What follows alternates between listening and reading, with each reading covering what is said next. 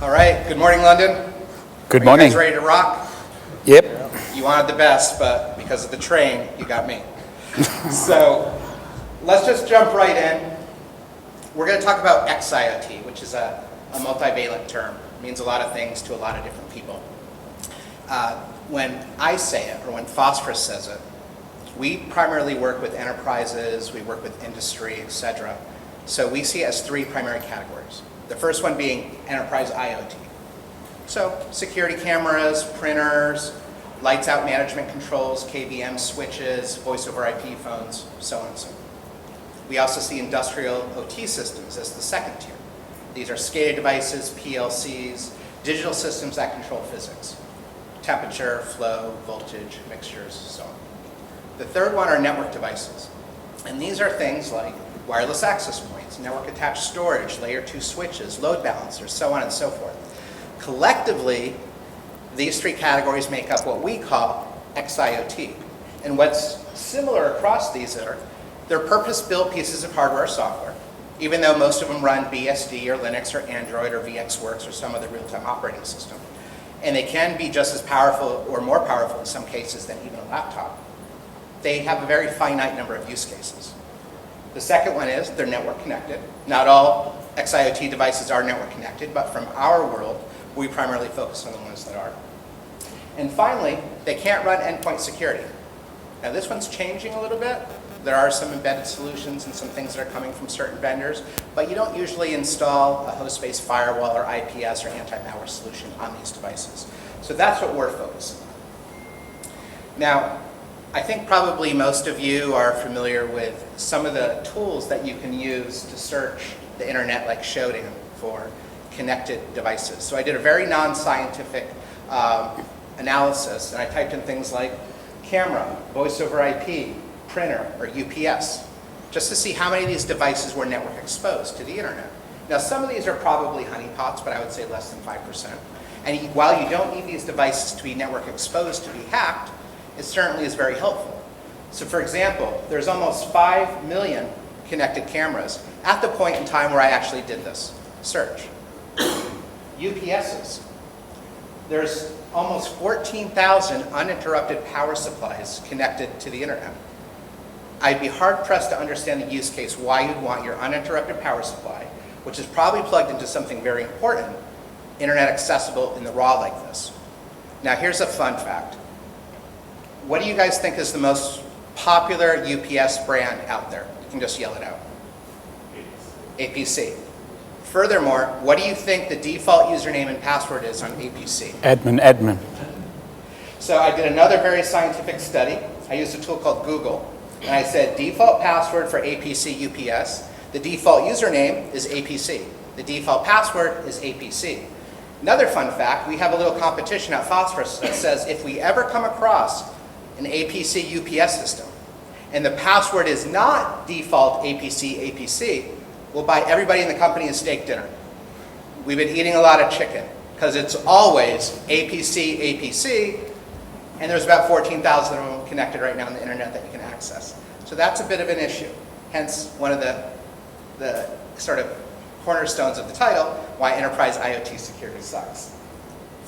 So who's heard of the tool Frontin? A couple of you. So this was a tool designed by contractors for the Russian FSB. It was designed specifically to, 1, discover XIoT devices, 2, take over and control XIoT devices, and 3, use those devices then to attack IT assets for exfiltration of data, etc., etc. Unfortunately for the Russian FSB, Digital Revolution Hacking Group found out about the tool. They stole it, and they released it. So if you go to your favorite torrents today, and you can read Russian, you can have a military-grade XIoT hacking tool. And many people have downloaded this tool. Many people have reversed this tool. And we're seeing it all over the internet today. It just goes to show that in the world of XIoT, nation states have taken notice. Cyber criminals have taken notice. And they're starting to build purpose-built tools to compromise these devices. China has a little bit of a different approach. The US has actually banned the use of multiple vendors within government agencies and for government contractors, things like Hikvision, Huawei, ZTE, and others, because they come preloaded in many cases with malicious code. One particular camera that's extremely popular, was extremely popular in government organizations, some of which had millions of these security cameras. When you said stop recording, it turned the green light to red. But it still recorded audio, it still recorded video, and it still streamed that information back to a location that eventually made its way to China, where they did pattern discovery, temporal analysis, volumetric analysis, pattern discovery, so on and so forth, in order to grab the information that they thought was relevant. So these cameras have now been banned. Hikvision is a very, very popular one, and if you've been watching the news, just a few weeks ago it was announced that a Hikvision camera was vulnerable to a remote attack for a vulnerability that was over 1.5 years old. Some people go, oh my God, 1.5 years old, why didn't they patch it? Well, nobody ever patches these devices, so when we heard that, it was like, yeah, of course. Of course, these devices are sometimes vulnerable to attacks that are from 2016, like the Mirai botnet, right? So the fact that these are very prevalent, and the idea that China skipped the middle ground. They said, let's not build a hacking tool, let's build the hardware already pre-compromised. So, quiet exit. This is kind of the new. This is the type of attack that we're seeing more and more of. Now, Mandy had just released this one a couple months ago. And the way this one works is pretty simple. It starts off with a phishing attack. Essentially, attackers get into their organization via a phishing attack to infect someone's laptop. That could be through messaging, it could be through social media, through email, whatever. But once they get in to a laptop, they don't want to stay there. They want to maintain persistence, they want to evade detection. So they start looking for XIoT devices. In this case, they were looking for NAS, wireless access points, load balancers on the network side. And on the IoT side, they were looking for cameras and voice over IP phones. Most of those cameras were running Android or Ubuntu Linux, and most of the network gear was running BSD. Once they got into that laptop and they discovered these devices, they compromised those devices. And I say compromised a bit tongue-in-cheek. Most of the time, they just logged into them, like we saw with the UPS APC system, APC. I'll share some stats with you later, but most of the time, attackers simply just need to log in with default credentials.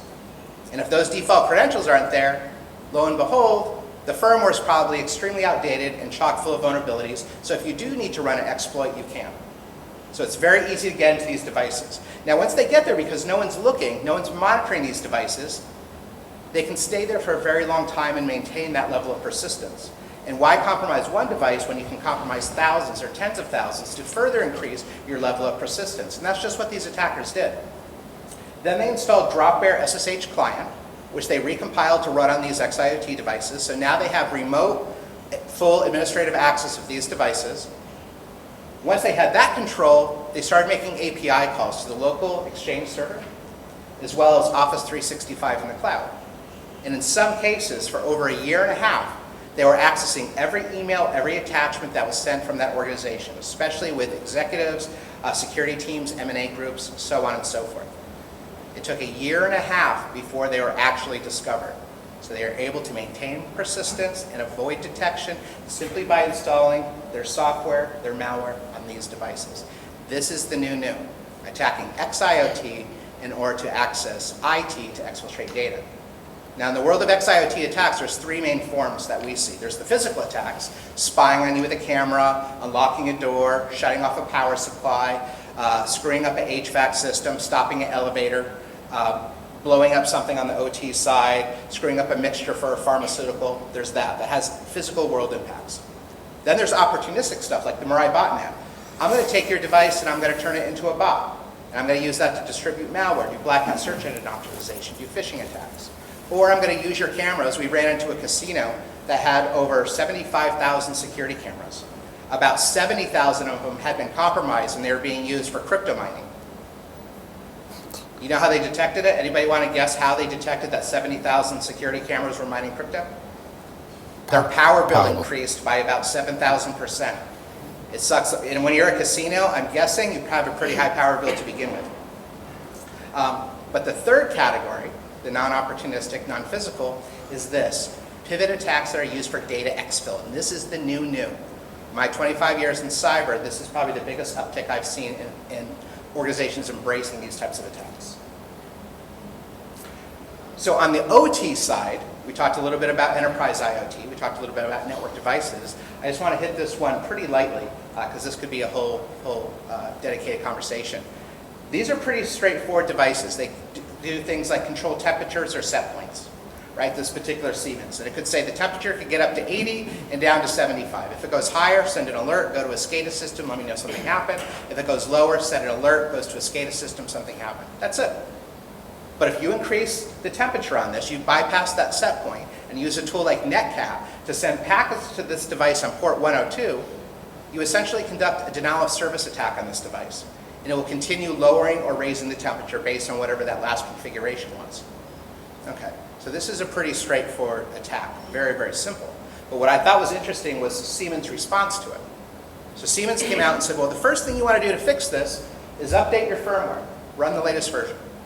The second thing you want to do is turn on access control. And once you turn on access control, set a password. The third thing you want to do is disable unneeded ports. Clear text protocols perhaps, telnet, FTP, TFTP, things of this nature. This is pretty basic stuff. This is analogous to IT security in 1995, when we're all running around using Satan and ISS vulnerability scanners. Patch management was in the early days. Maybe we were running tripwire or something like that. Very nascent days. IT security in 1995 is analogous to XIoT security today. That's how vulnerable we are. The difference is there's about 50 billion connected, depending on whose numbers you look at, XIoT devices, which is orders of magnitude larger than cloud and endpoint security combined. So it's a much, much larger attack surface. So we've been studying at Phosphorus XIoT devices in the enterprise and in the industry for about 5 years. The first 5 years of our company was stealth mode. We looked at organizations, public and private sector. We looked across the US, Europe, Asia, Latin America, government organizations, so on and so forth. And we extrapolated some interesting stats. The first one is there's about 3 to 5 XIoT devices per employee in each company. So if you have 10,000 people in your company, you have between 30 to 50,000 devices, which is a lot more than most people think. When we go into organization, we say, guess what you have? They're always off by about 40, 60%. Say, Brian, I think we've got 25,000. I say, okay, you probably have 50,000. Oh, we forgot our door locks. Oh, we forgot KVM switches. Oh, we forgot this. They forget a lot. Some other stats. 50% of the time, the passwords we run across are default. There's no password rotation. There's no complexity. There's no length requirements. So if you have all these policies in place for your IT, they're rarely being applied to XIoT because historically there was no automation. Next thing is end of life. 26% of the firmware is actually end of life. And the firmware that is running is usually about 6 years old. Imagine operating your smartphone with firmware that was 6 years old or apps that were 6 years old. It probably wouldn't work, but these are critical systems. And because of that, what we see on a CVE scale, so the CVSS scores, is 68% have 8, 9, or 10 level vulnerabilities. 9 or 10 meaning with little to no skill, I can remotely compromise your device and have full administrative access. That's how grievous these guys are. So we went a little bit deeper and we started looking at some of the most compromised devices. And this is actually its own presentation, but I'll go over this very quickly. One of the biggest ones is KVM switches, keyboard, video, mouse. You've got one device plugged into one keyboard, one video, one mouse, and plugged into maybe a dozen, 2 dozen more servers. If you can access that device, you have access to all the devices it's connected to. Almost every time we run across these, they're running Ubuntu version 10. Guys, we're on version 21 now. That's over a decade old. But they found a version that worked and they just kept on shipping it across the industry. And because there's so much shared libraries and white labeling done in this particular space, the same vulnerabilities that show up in that KVM switch show up on other devices as well. The next one, lights out management. These are just little Linux servers, these lights out management devices. You can control the power, turn it on or off. You can change network configuration, spawn a shell, open up a virtual terminal, upload malware, extremely powerful. Forget the application security, endpoint security, encryption, so on and so forth. Racks, UPS, cable management, same issue. People forget about those. Voice over IP phones. We found a major manufacturer of voice over IP phones that had SSH enabled with no password. They didn't even have this documented, and their engineering team didn't even realize that they had SSH enabled. It's because of that shared libraries that we talked about and that white labeling. Printers, highly promiscuous. They're running wired, wireless, Bluetooth, Telnet, SSH, HTTP, HTTPS, because they want to be connected to. We're constantly seeing these things compromised because organizations have thousands, if not tens of thousands of these. They have a big hard drive. They're easy to compromise. Again, they're usually just little Linux servers. And once you get on board, because they have the same ports, protocols, and capabilities, you can install tools to enumerate the network, hack devices, store it, compress it, and exfiltrate it over ICMP usually. Badge readers, same thing. We were working with a financial services company that had over 6,400 doors connected to digital secure systems, that within 5 minutes we could open and close any door that we wanted, with no hacking required. And then security cameras, by far the biggest. Whether it's physical attacks for spying, cryptojacking, everybody's got them, and it's always like the end of Spider-Man when you ask who's responsible. Everyone's pointing at everybody else. It's facilities, no, it's corporate security, no, it's the network team, no, it's a third-party vendor. Nobody wants to take the responsibility because they're a pain to manage, historically. So there's a new breed of software out there called Enterprise XIoT security platforms. And I'll share a couple of vendors in just a moment. But their first step is discover all these devices. How do I safely discover? I can't scan with Tenable or Qualys or Rapid7 or historic tools because malformed packets crash these devices. I can't sniff because it's encrypted. So I can't really get any data from there. So I need to what's called interrogate. So these new devices safely interrogate at scale and can interrogate tens and tens of thousands of devices a day. The next one is, once I found them. Upgrade my firmware, upgrade my hardware. Make sure I can push the latest firmware easily from a centralized location across my 50,000 printers, my 100,000 cameras, my KVM switches, my UPS, without having to go online and hunt for these things. Make sure there's pre-flight checks to make sure that that upgrade is smooth and safe and secure. I'm not turning a $2 million MRI machine into a $500 HP BubbleJet printer because I put the wrong firmware on it, right? So because you have empirical evidence of what the device is during the discovery phase, you can actually do remediation, and further you can harden. You can actually say, shut off clear text protocol, shut off wireless, shut off Bluetooth. It used to be you just had to hide this stuff behind VLANs. Nothing against VLANs, but it's analogous to say I'm working in the shed and I cut my left hand. It's bleeding. So instead of going to the doctor, I stick a plastic bag on it and I wrap it up in duct tape. Well, it's good because I'm not getting blood on my other hand, but I still have a bloody hand in a bag. And while I'm not a doctor, I hear that's a pretty bad idea. That's pretty much what VLANs are. I'm not going to fix your password issue. I'm not going to fix your firmware issue. I'm not going to fix the fact that you've got all these clear text protocols, but I'm going to hide you behind this other LAN for now. It used to be there was no other solution. The next one's managing credentials. I found your device, I fixed the firmware, I've hardened it. Now I actually want to go ahead and make sure the passwords are strong, they're rotated, they're tied to a PAM tool like CyberArk or HashiCorp or Thycotic. And then I want to monitor those devices in perpetuity. Every day I want to reinterrogate those devices, and if something was on firmware version 5 and now it's on version 2, it did have strong password but now it's default, it was running SSH but now it's running Telnet, well, I want to be notified. And I want that to go to Splunk or Slack or ServiceNow.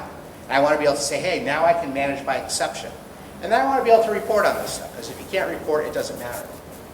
So here's a couple vendors in this new XIoT space.